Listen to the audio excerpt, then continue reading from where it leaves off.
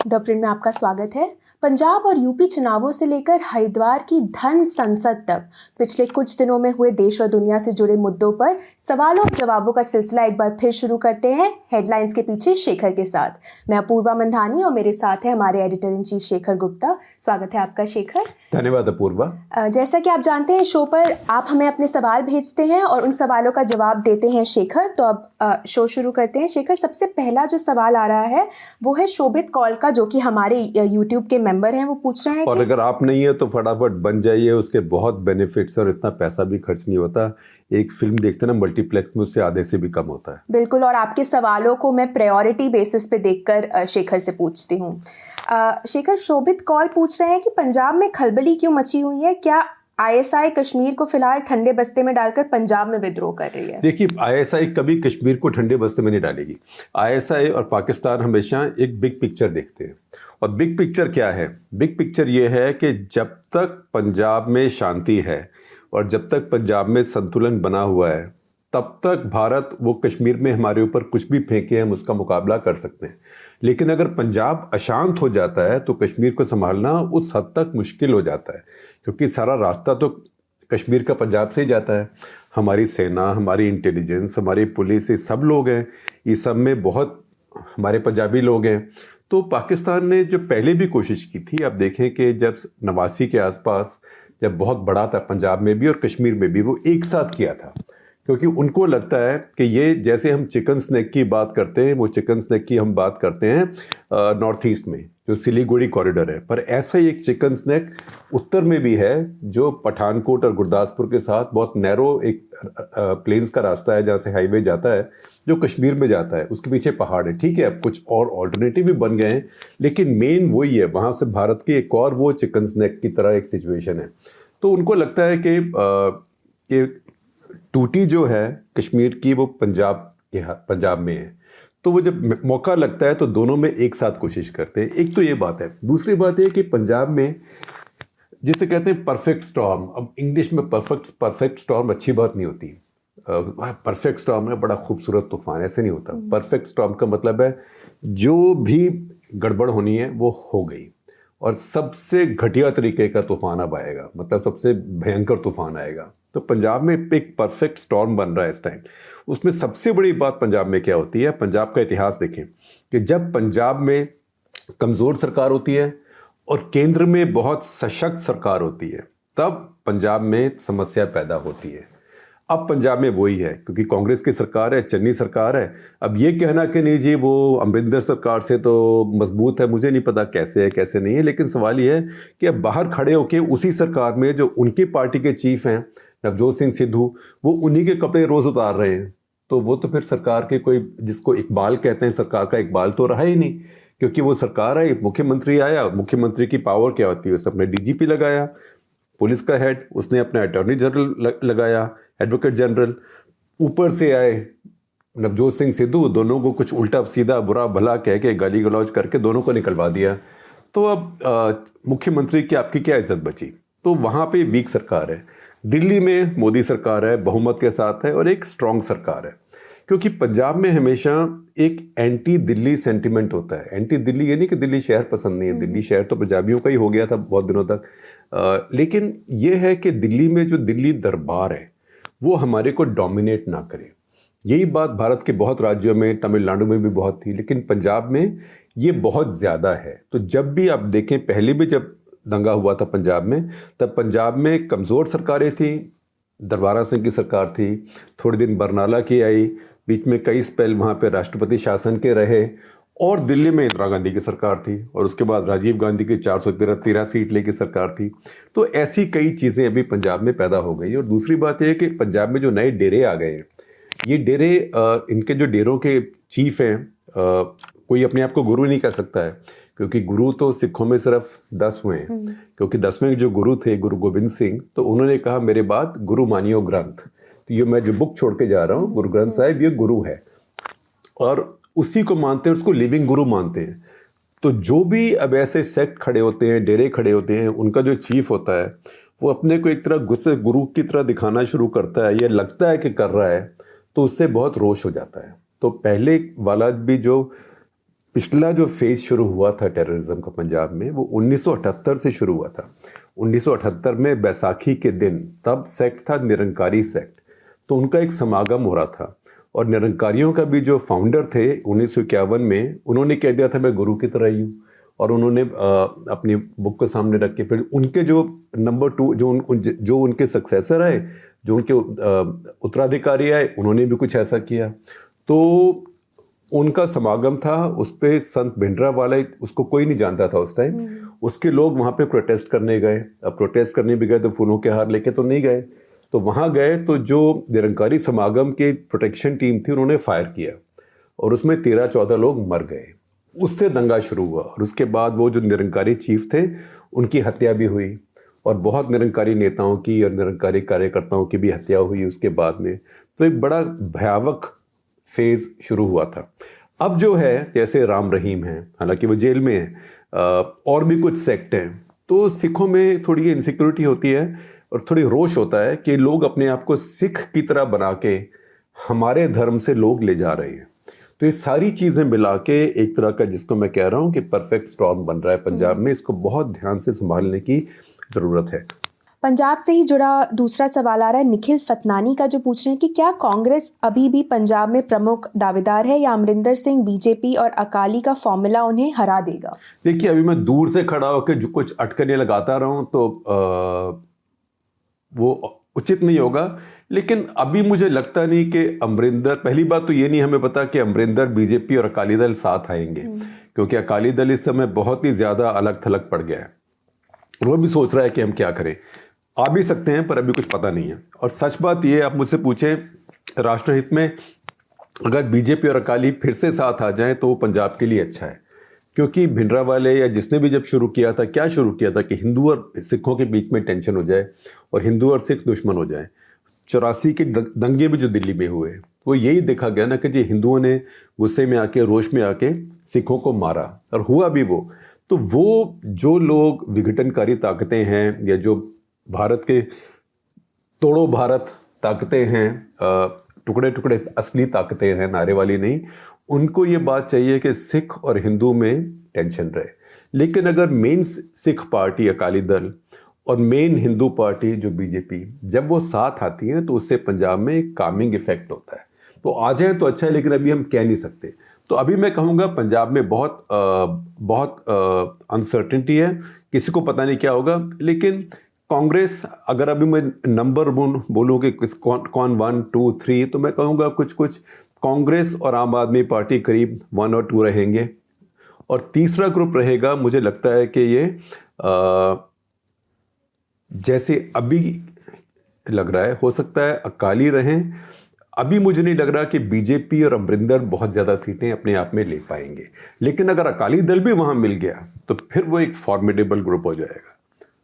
अगला सवाल है श्रीवर्धन डी का, जो पूछ रहे हैं, बोल रहे हैं कि ऐसी खबरें आई हैं कि हिंदुत्व का समर्थन करने वाले कुछ संगठन एक्सट्रीमिस्ट भाषण दे रहे हैं और कार्यक्रम आयोजित कर रहे हैं। हरिद्वार की धर्म संसद की बात कर रहे हैं। आप इससे हमारे देश को किस ओर ले जाते हुए देखते हैं और इसका हमारे सामाजिक ताने बाने पर किस तरह का प्रभाव पड़ सकता है? देखिए, ये कोई अच्छी दिशा में तो लेके जाएगा नहीं। और ये नहीं कि देश को कोई बड़ी आफत आई हुई है, हिंदुओं पर बड़ी आफत आई हुई है, या कोई यहाँ पे इस टाइम फिर गजनी या गौरी कोई आ गया है। वो तो 1000 साल पुराने मुर्दे गड़े हुए क्यों उखाड़ रहे हैं आप अभी? वो बात ख़त्म हो गई है। ये लोकतंत्र है, इसमें जो जीतता है वो राज करता है। तो उसमें अब ये कहना कि हथियार उठा लो, तलवार उठा लो, बंदूक उठा लो। और सच बात मैं आपको बताता हूँ, और ये मैं हाथ जोड़ के बड़ी विनम्रता के साथ बता रहा हूँ कि भगवान ना करे, खुदा ना खास्ता, God forbid, if balloon goes up, कल को अगर कोई दंगे मंगे टाइप कोई शुरू हो गए या कोई बहुत हिंसा शुरू हो गई, तो जितने लोग ये अभी एक भगवे पहन के और मंच पे खड़े होके बोल रहे हैं तलवार लाओ और सामने ड्रामे कर रहे हैं, ये सब गायब हो जाएंगे। और फिर रहेगा कौन? वो गरीब आदमी, आम आदमी, चाहे उसका कोई भी मजहब हो, कोई भी धर्म हो, वो मारे जाएंगे। तो ये लोग तो अपना एक तरह से हेडलाइन हो गई उनकी। लेकिन आप देश में आग लगा के हेडलाइन क्यों ले रहे हैं, ये बात समझ नहीं आती, और इसको हर किसी को इसकी भर्त्सना करनी चाहिए। अगला सवाल है अनूप बोदादे का, जो कि हमारे मेंबर हैं। वो पूछ रहे हैं कि भारत अमेरिका की तरह विंटर ओलंपिक्स का बहिष्कार क्यों नहीं कर रहा है, और सामरिक स्वायत्तता या स्ट्रेटेजिक ऑटोनॉमी का क्या फ़ायदा है। देखिए, ये जो भारत ने बोला कि जी हम तो रूस के साथ मिलके और चीन का समर्थन करते हैं विंटर ओलंपिक्स में, ये थोड़ा तो है कि मान ना मान मैं तेरा मेहमान, हाँ, या तू कौन मैं खाम खा, क्योंकि भारत तो कोई खास पार्टिसिपेट भी नहीं करता विंटर ओलंपिक्स में। शायद एक आधा कोई जाएगा भारत से, वो भी क्वालिफाई मेरे ख्याल एक किया है, कुछ ऐसे ही होता है, तो भारत का कोई स्टेक भी नहीं है। दूसरी बात, आप ये ना कहें कि हम बायकॉट कर रहे हैं अमेरिका के साथ, अगर आपको सामरिक स्वायत्तता या स्ट्रेटेजिक ऑटोनॉमी चाहिए, पर ये कहना कि नहीं हम तो चीन की सपोर्ट करेंगे, तो ये लगता है कि आप चीन से डरते हैं, और ये लगता है कि आप बड़े, मतलब वो आपके साथ जो मर्जी भी कर रहा है, फिर भी आप उसके आगे हाथ जोड़ के घुटनों पर बैठे हुए हैं। तो मैं समझता हूँ ये बहुत भारी एक गलती हुई है। अगला सवाल है रोहित जैन का, जो पूछ रहे हैं कि यूपी चुनाव के लिए भाजपा जिस तरह की कोशिशें कर रही है, उसके लिए उसके प्रभाव पर आपके क्या विचार हैं। जैसे कि वो वाराणसी मंदिर की बात कर रहे हैं, विरासत शब्दावली को उजागर कर रहे हैं, और फिर से वही कर रहे हैं जो उन्होंने दिल्ली में करने की कोशिश की और चुनाव हार गए। क्या आपको लगता है इस तरह की राजनीति इस बार यूपी में बीजेपी की मदद करेगी? देखिए, बीजेपी कोई भी राज्य हो, राजनीति यही करती है। उत्तराखंड है, वहाँ तो कोई खास मुस्लिम पॉपुलेशन भी नहीं है, लेकिन ये जो साधु लोगों ने जो बोल दिया कि अभी तलवार ले आओ, बंदूक ले आओ, मशीन गन ले आओ, टैंक ले आओ, न्यूक्लियर नहीं कहा, पर जो भी ले आओ कि इतने लाख मुसलमानों को ऐसे ऐसे कर दो, तो उत्तराखंड में हुआ ना, हरिद्वार तो उत्तराखंड में है। तो बीजेपी के पास ये एक रटा हुआ फार्मूला है, 2 दूनी 4, 2 तिया 6, 2 चौका 8, 2 पंचे 10, और हर बार उसी को, या जैसे आप देखें बच्चा पहली बार स्कूल जाता है किसी का, आज जो इंग्लिश मीडियम स्कूल, तो पहले दिन सीख के आता है स्कूल से बाबा ब्लैक शीप, है ना। फिर घर में कोई भी मेहमान आते हैं तो माँ बाप कहते हैं बेटा तुमने पोएम सीखी ना, हाँ जी सीखी, तो बेटा दी अंकल आंटी है इनको सुनाओ, तो बच्चा हमेशा कहता है बाबा ब्लैक शीप, वही एक सीख के आया हुआ है। तो वही एक ये बीजेपी के लिए वही बाबा ब्लैक शीप है, क्योंकि हर जगह उनका चुनाव कैंपेन यही होता है। आप देखेंगे गुजरात में जब पहला चुनाव हुआ था जिसमें लगा था कि हो सकता है बीजेपी को थोड़ा खतरा हो जाए, तब क्या क्या बातें हो गई थी कि डॉक्टर मनमोहन सिंह कोई एंटी नेशनल बोल दिया था कि वो कहीं पे पाकिस्तान हाई कमिश्नर खाना खाने आए हुए थे, वो भी वहाँ पे गए हुए थे। अब सच्चाई ये है कि भारत में किसी भी देश का राजदूत हो या किसी भी देश का राजनयिक डिप्लोमेट हो, जिसे कि भारत के राष्ट्रपति ने एक्रेडिटेशन दी हो, मान्यता दी हो, उससे कोई भी भारत का सिविलियन नागरिक मिल सकता है, और ख़ास करके जो राजनेता हैं वे मिल सकते हैं। लेकिन फिर भी उस टाइम कैंपेन वही था। तो नेशनलिज्म, हिंदुइज्म, बीजेपी का कैंपेन तो वही रहता है। इससे बहुत ज़्यादा नए वोट मिलेंगे वो नहीं होते, लेकिन इससे क्या होता है, जो अपनी बेस होती है, जो आपका अपना वेटर होता है, उसको और जोश आ जाता है। तो असली कहानी क्या होती है कि वोटिंग वाले दिन आपके वोटर वोट देने आएंगे कि नहीं। तो इसलिए जो नेता होता है उसको ये भी डर होता है कि मेरा वोटर अगर ये सोचे कि मैं तो जीत ही रहा हूँ आराम से, क्या ज़रूरत है वोट देने जाने की, मैं जाके, अगर मैं बम्बई में रहता हूँ तो अलीपुर में फार्म हाउस में जाता हूँ, आज छुट्टी है, या बनारस में रहता हूँ तो कहीं जाके मस्ती करता हूँ, आज छुट्टी है। तो इसके लिए वो हमेशा उनको टॉट रखना पड़ता है, उसको टेंशन रखनी पड़ती है कि वोटर आए वोट देने के लिए। जो अगला सवाल है वो रोहित भट्टाराम से आ रहा है, जो कि हमारे मेंबर हैं। वो पूछ रहे हैं कि जब अमेरिका जैसे राष्ट्र बैंकों को रेगुलराइज करने की सोच रहे हैं और पब्लिक बैंकिंग सिस्टम्स की ओर बढ़ रहे हैं, तो भारत क्यों पब्लिक बैंकिंग सिस्टम से दूर जा रहा है? नहीं, देखिए, पहली बात तो है कि अमेरिका पब्लिक बैंकिंग की तरफ नहीं जा रहा है, लेकिन रेगुलेट करने की बात कर रहे हैं। तो रेगुलेट तो होना चाहिए। हमारे यहाँ के जो बैंक हैं वो बहुत हैवीली रेगुलेटेड है। कुछ बैंकों में जहाँ गड़बड़ हुई है, कुछ तो क्रिमिनलिटी हुई है, और कम से कम कथित क्रिमिनलिटी हुई है, अलेजेड, जैसे कि येस बैंक के केस में हुई। और कुछ ऐसे हैं जैसे कोऑपरेटिव बैंक हैं, सहकारिता वाले जो हैं, वो पहले फुली रेगुलेटेड नहीं थे, उनका भी हमारे यहाँ रेगुलेशन अभी बढ़ रहा है। लेकिन अमेरिका में पब्लिक बैंक बिल्कुल नहीं खुल रहे हैं, ये बात सोचना गलत है। और अमेरिका में जो एक रेगुलेशन है या जो आज़ादी है बैंकों को, खुली छुट्टी है, वो भारत से बहुत ज़्यादा ऑलरेडी है। 2008 में तो वो पूरी थी, फिर जब ग्लोबल फाइनेंशियल क्राइसिस हुआ तो कई उन्होंने उसके अंदर लूपहोल बंद किए, और इसीलिए वहाँ बैंक फेल भी होते रहते हैं। वो कहते हैं फेल हो गया तो हो गया, आप अपना इंश्योरेंस रखिए, फेल हो गया तो शेयर होल्डर का नुकसान है।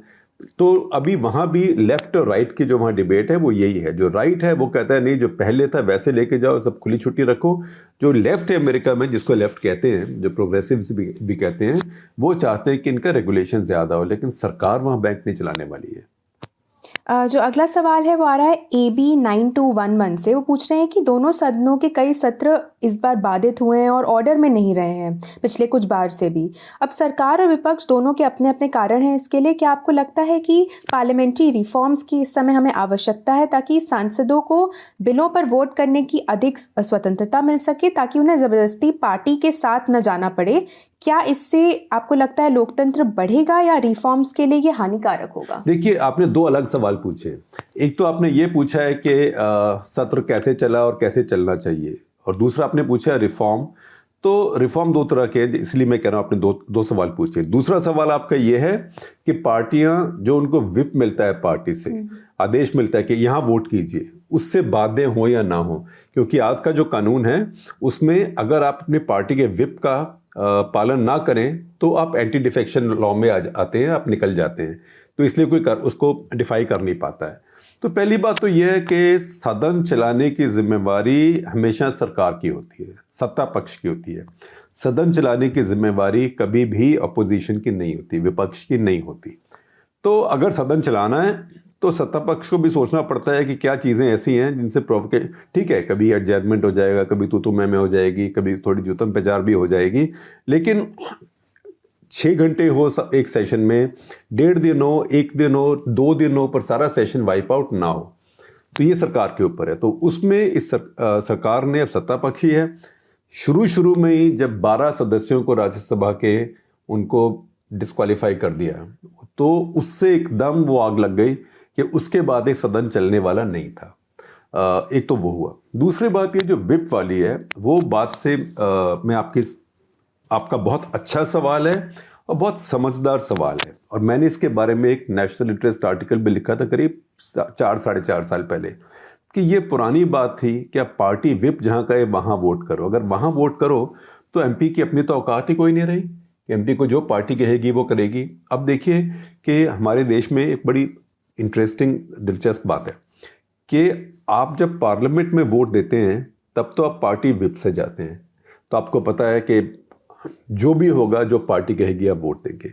लेकिन जब पार्लियामेंट्री कमेटी में जाते हैं और उसी कमेटी के सामने कोई बिल आता है, तो आप उसमें यूनैनिमसली उस बिल के ऊपर जो भी कहते हैं, तो सब चुपचाप मिलीभगत मैं अच्छी सेंस में कह रहा हूँ, एक दूसरे की बात सुन के और एक बिल का ड्राफ्ट बनाते हैं। अगर उसमें भी वोटिंग शुरू हो जाए तो लोग कहते हैं इसको पब्लिक कर दीजिए, इसमें वोटिंग करा दीजिए, पब्लिक कर दीजिए। तो अगर वोटिंग हो गई तो जो बहुमत की पार्टी है, जिसका पार्लियामेंट में बहुमत है, उसका कमेटी में भी बहुमत है, फिर कमेटी का फायदा ही नहीं।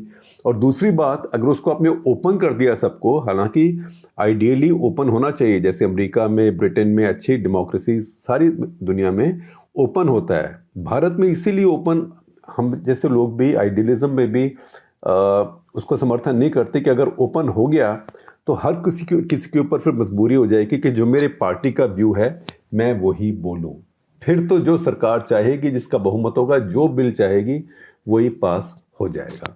तो मैं आपकी बात को समझ रहा हूँ। आप भी, मुझे लगता है कि इस बात से परेशान हैं कि सब एमपीज अपनी मर्जी से नहीं कर सकते हैं।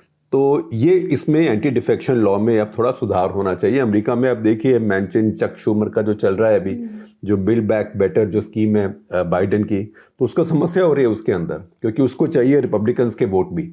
तो भारत में भी कुछ ऐसे होना चाहिए कि कुछ इश्यूज के ऊपर लोग अपने अंतरात्मा की आवाज़ से या अपने बिलीफ से वोट कर सकें। अगला सवाल है रोहित श्रीवास्तव का, जो कि हमारे मेंबर हैं। वो बोल रहे हैं कि उनका पहला सवाल है हमारे शो के लिए। बहुत बहुत धन्यवाद आपका रोहित। वो पूछ रहे हैं कि आपके हिसाब से पीएमओ द्वारा सीईसी को जो समन दिया गया है उस पर आपका क्या कहना है, स्पेशली ये देखते हुए कि इस सरकार ने अशोक लवासा का किस तरह का व्यवहार किया? देखिए, जो सरकार ने समन दिया या जो बुलाया, समन तो खैर एक ऐसे होता है जो कोर्ट ने समन दिया, वो अच्छी बात नहीं थी। क्योंकि कल को अगर आप कहें कि सरकार या प्रधानमंत्री का कार्यालय कहता है चीफ जस्टिस और सारे जज आ जाओ हमसे डिस्कस करो जुडिशियल रिफॉर्म, तो वो बात ठीक नहीं होती। क्योंकि लोकतंत्र में जो इंस्टीट्यूशंस होते हैं वो सरकार के अंडर ऐसे नहीं होते हैं। उनकी अपनी स्वायत्तता जो है, ऑटोनॉमी है, उसकी बहुत इज्जत करनी चाहिए। असली में भी करनी चाहिए और दिखावे में भी करनी चाहिए। दोनों चीज़ें ज़रूरी हैं। दूसरी बात, जो भी हुआ अशोक लवासा जी के साथ, बड़े अच्छे अफसर थे, बड़े अच्छे इंसान भी हैं, वो ठीक नहीं हुआ। और उसके बाद से एक डर है लोगों में कि आपको समस्याएं हो सकती हैं अगर आप सवाल उठाएं। अब ऐसे में जब लगता है ऑलरेडी कि जो इलेक्शन कमीशन है उसका जो दर्जा है थोड़ा नीचे हो गया है, फिर उनको ऐसे बुलाए जाना, अगर आमतौर पे होता रहता होता और कोई ऐसे अभी तक विवाद पैदा नहीं हुए होते इलेक्शन कमीशन के बारे में, तो ये बात शायद चल भी जाती, लेकिन अब ये बात शोभा नहीं देती है। अगला सवाल है ऋषि मेदी शेट्टी का, जो कि हमारे मेंबर हैं। वो पूछ रहे हैं कि एनएमसी नेशनल मेडिकल कमीशन पे आपके क्या विचार हैं? देखिए, मैंने उसको बहुत स्टडी नहीं किया है नेशनल मेडिकल कमीशन को। ये मेरी कमी है और कभी मैं पढ़ूंगा, समझूंगा। अब बंदे का घोष है हमारी हेल्थ एडिटर, उनसे भी बात करूंगा। और फिर आपको आके, और कृतिका शर्मा है हमारी एजुकेशन एडिटर, उनसे भी बात करूंगा और मैं डिस्कस करके बाकी आके आपको ज़्यादा तफसील से बता पाऊंगा।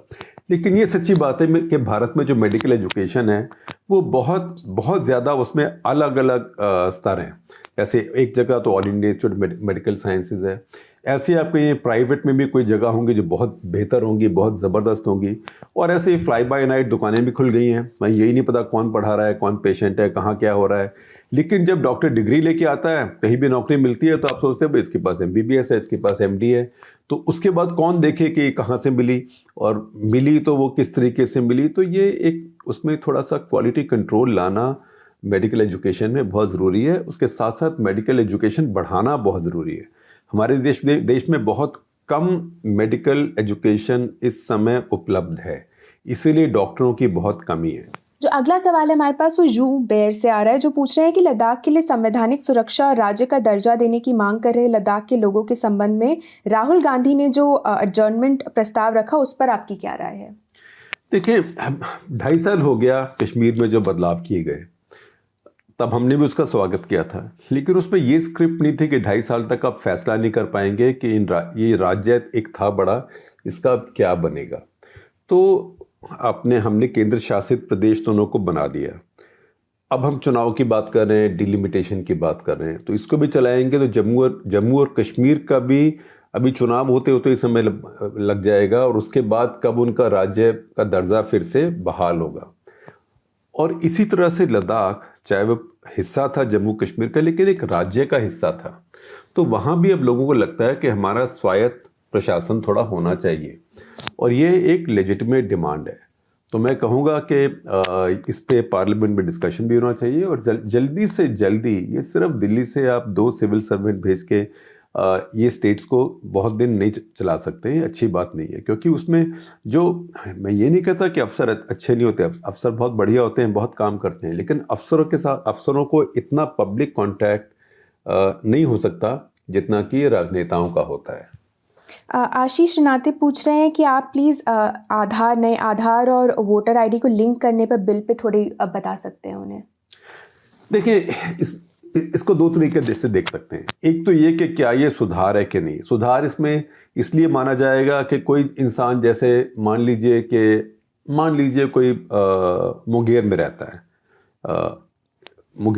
है, या मान लीजिए कि कोई हिमाचल प्रदेश में किन्नौर में रहता है, लेकिन काम करता है दिल्ली में, तो ये हो सकता है कि वो वहाँ भी वोटर जैसा रजिस्टर हो, दिल्ली में भी वोटर रजिस्टर हो सकता है कि क्योंकि चुनाव अलग अलग दिन होते हैं, जिस दिन दिल्ली में उस दिन यहाँ आ जाए, जिस दिन वहाँ पे उस दिन वहाँ चला जाए, तो ये डुप्लीकेशन वगैरह बहुत होती है। तो इसको रोकने के लिए इससे फ़ायदा मिल सकता है। हालांकि मैं समझता हूँ कि अब इतनी ज़्यादा टेक्नोलॉजी है कि इसको हम वैसे ही रोक सकते हैं, लेकिन फिर भी अगर इसके लिए इस्तेमाल किया जाए तो ये हमको मानना पड़ेगा कि ये भी एक तरह का सुधार है। लेकिन इसमें समस्या ये है कि आप एक तरफ तो सुधार कर रहे हैं कि यहाँ पे पारदर्शी होना चाहिए, और जो सबसे गैर पारदर्शी चीज़ है जिससे सारे चुनाव पे असर पड़ता है, उसके बारे में आप डिस्कस करना भी नहीं चाहते, उसको आप पब्लिक भी नहीं करना चाहते। वो है जो एनोनिमस इलेक्टोरल बॉन्ड्स हैं, कि कौन पैसे वाला किस पार्टी को कितना पैसा दे रहा है, चुपचाप बिना नाम के वो दिए जा रहा है, और किसी को मालूम ही नहीं कौन कहाँ दे रहा है। तो अगर आपको पारदर्शिता से इतना प्यार है तो पारदर्शिता हर जगह होनी चाहिए, ना कि सिर्फ जहां आपको सूट करे।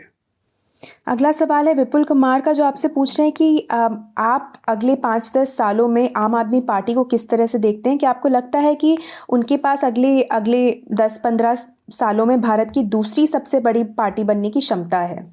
देखिए, ये तो इतनी अटकल लगाना बड़ी बात होगी, लेकिन आम आदमी पार्टी में मैं कहूँगा कि जिसे अंग्रेजी में कहते हैं there is fuel in the tank. उनके पास ईंधन है आगे जाने का, लेकिन ये नहीं कि एकदम वो कोई हाइपरसोनिक रॉकेट बन के कहीं और पहुंच जाएंगे। वो स्टेप बाय स्टेप चलना पड़ेगा। उनके पास 2-3 चीज़ों का फ़ायदा है। एक तो ये कि उनके पास पॉलिटिकल बैगेज बहुत कम है, आइडियोलॉजी है नहीं, आइडियोलॉजी का बैगेज भी नहीं है। दूसरी बात यह है कि उनके पास जो नेतृत्व है वो बहुत नौजवान है, तो सबके पास समय है। तो 5, 10, 15, 20 साल के बाद भी अगर आप देख लें तो अरविंद केजरीवाल के करीब उतनी उम्र के होंगे जितनी कि ममता बनर्जी अभी हैं। तो उनके पास समय है, और ये पॉलिटिक्स है ये बहुत एक तसल्ली का, पेशेंस का खेल है। तीसरी बात, वो बहुत शातिर भी हैं कि उनको पता है कहाँ पंगा लेना है, कहाँ नहीं लेना है। उस मामले में वो कांग्रेस वगैरह से बहुत तेज़ हैं, जो बीजेपी की अपोजिशन है। लेकिन कुछ चीज़ें जो आपकी शक्ति होती है वही आपकी कमज़ोरी होती है। अब आइडियोलॉजी नहीं है, अब सिर्फ ये कहना कि हम करप्शन के खिलाफ हैं या हम चाहते हैं स्कूल अच्छे चलें, ये आइडियोलॉजी नहीं है। तो आइडियोलॉजी के बिना पॉलिटिक्स चला पाना बड़ा मुश्किल होता है। और दूसरी बात यह है कि एक पर्सनैलिटी कल्ट है। जैसे हम कहें आज बीजेपी में पर्सनैलिटी कल्ट हो गया कि मोदी जी हैं सिर्फ, या कांग्रेस पार्टी में हमेशा रहा है गांधी फैमिली है, तो आम आदमी पार्टी में भी पर्सनैलिटी कल्ट है, एक ही नेता है। और अगर वो और नेता पैदा कर पाए और एक आधा स्टेट और जीत पाए तो फिर वो आगे जा सकते हैं। अगला सवाल है मोहित वर्मा का, जो कि पूछ रहे हैं कि वो पहले आपको धन्यवाद दे रहे हैं प्रशांत किशोर के ओटीसी का, उसके बाद वो पूछ रहे हैं कि वो एक फिनोमिनन की तरह बन गए हैं। क्या उन्होंने एक्चुअली टीएमसी की 2020 में जीत और नरेंद्र मोदी की 2014 में जीत में दरअसल एक्चुअली मदद की थी? देखिए, मैंने उनको हमारे वो ओटीसी में अब देखेगा तब मैंने भी उनको कहा था कि सब लोग कहते हैं कौटिल्य चाणक्य, लेकिन कौटिल्य को भी इतना बड़ा लेजेंड बनने के लिए कि आज भी लोग उनकी 2,500 साल के बाद भी उनकी बात करते हैं, उनको भी एक चंद्रगुप्त की ज़रूरत थी। क्योंकि जीतता कौटिल्य नहीं है, जीतता चाणक्य नहीं है, जीतता चंद्रगुप्त है। तो जब कोई चंद्रगुप्त मिलता है कहीं पे, तब प्रशांत किशोर उसके लिए कुछ कर पाते हैं। जहाँ चंद्रगुप्त उनको लगता है लेकिन वो चंद्रगुप्त नहीं निकलता है, वहाँ फेलियर हो जाता है। जैसे कि यूपी में हुआ, जो इलेक्शन में जब कांग्रेस और एसपी साथ साथ आए थे, उनका बड़ा भारी फेलियर था। उसी में योगी सरकार बनी, बाद में बीजेपी को इतनी सीटें मिली। तो ये वही जो मार्केट में होता है कि आप जितनी मर्जी एडवर्टाइजिंग कर लें, अब जितना ज़बरदस्त चाहे मार्केटिंग मैनेजर ले आए, लेकिन जब तक आपकी प्रोडक्ट ठीक नहीं होगी तब तक आप उसको नहीं बेच सकते हैं। तो यही पॉलिटिक्स में है और यही प्रशांत किशोर के साथ है। वो बहुत अच्छी उनको पॉलिटिकल मार्केटिंग आती है, लेकिन उनके पास पहले प्रोडक्ट चाहिए। या आप कहें कि अगर वो आप कौटिल्य और चाणक्य की बात पसंद करते हैं तो फिर उनको एक चंद्रगुप्त चाहिए। अगला सवाल जो है मेरा वो स्वास्थ्य रथ से आ रहा है। वो बोल रहे हैं, हाई टीम, मैं सीटीसी और हेडलाइंस के पीछे रेगुलरली देखता हूँ, आपका बहुत बहुत शुक्रिया। वो पूछ रहे हैं कि पंजाब में हो रहे सैक्रिलेज और मॉब लिंचिंग के ऊपर उनका सवाल है। वो पूछ रहे हैं कि क्या सिख कम्युनिटी को हो रही लिंचिंग का आगे जाके कोई बुरा असर झेलना पड़ सकता है? क्योंकि हमने देखा है कि ऐसे एक्सट्रीम एक्शन को यूनानिमस सपोर्ट मिलना उसी कम्युनिटी को आगे जाके गलत शेप में लाती है। जी हाँ, बिल्कुल आपकी बात ठीक है और इसी की चिंता हम सबको करनी चाहिए और सिख कम्युनिटी को भी करनी चाहिए। क्योंकि किसी चीज़ का भी जवाब ये नहीं होता कि मॉब इकट्ठा होकर उसको मार दे। क्योंकि अगर यही इसको हम ठीक समझें, फिर तालिबान में क्या खराबी है? फिर तालिबान को हम कैसे सवाल पूछ सकते हैं? वो भी तो यही कहते हैं कि ईरान में जैसे ड्रग से कोई पकड़ा गया, उसको क्रेन के ऊपर टांग दिया, पब्लिक हैंगिंग कर दी। तो जो अच्छे सभ्य देश होते हैं वो ऐसे काम नहीं करते हैं, और ऐसे धर्म में भी ऐसी चीज़ को जस्टिफाई नहीं करना चाहिए। क्योंकि कल को क्या पता किसका नाम लगा के मॉब उसके पीछे पड़ जाए और उसको मार दे, बाद में पता लगे कि आदमी तो वो इनोसेंट था। जैसे कि अभी लग रहा है कि जो कपूरथला वाला केस है, वो तो लगता है कि बेचारा गरीब आदमी था, खाना ढूंढ रहा था। इसका मतलब भी ये नहीं है कि कोई अगर सैक्रिलेज कर भी रहा हो तो कानून है, उसको पकड़िए, उसको पुलिस के हवाले कीजिए, उसको सिर्फ आप इकट्ठा होकर पीट दें। कल को एक भीड़ खड़ी होकर किसी को भी पीट के मार दे और फिर बोल दे इसने ये क्राइम किया था।